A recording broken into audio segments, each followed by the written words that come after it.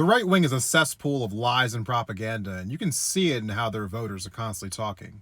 I saw this post earlier today, and it just reminded me about just how dangerous right-wing propaganda is, so we need to talk about this really quick.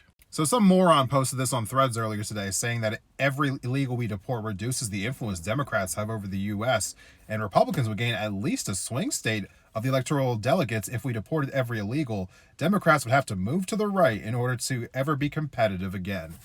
And, man, there are so many things wrong with that.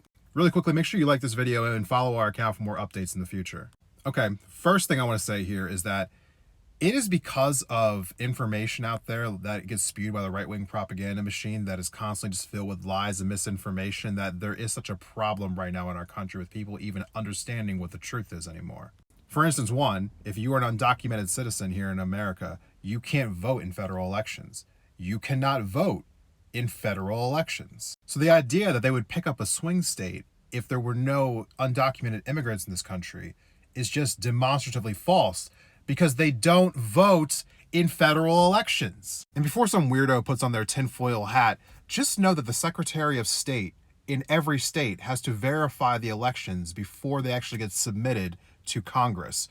So if your Republican Secretary of State in some of these swings that they claim that they're losing, because too many illegals were voting, they would have found that information and plastered it everywhere. I promise you that if the Republicans actually had proof of voter fraud, we would never hear the end of it, because that's all they've been bitching about for years. Also, this crazy idea that the Democrats actually have to shift to the right. The Democrats are already a right-wing party. I hate to burst everyone's bubble here, but if you put them in like Europe or somewhere else in the world, they would be obviously labeled as a right-wing party. We don't have a left-wing party in America. That's part of the problem. We have a center-right party and a far-right party, and the Republicans actually want the Democrats to be more right. I mean, these people are actually insane. The lies of the right-wing propaganda machine don't just affect our online discourse, unfortunately. These crazy MAGA-like influencers, have more of a grip on our country than just like what we're talking about online.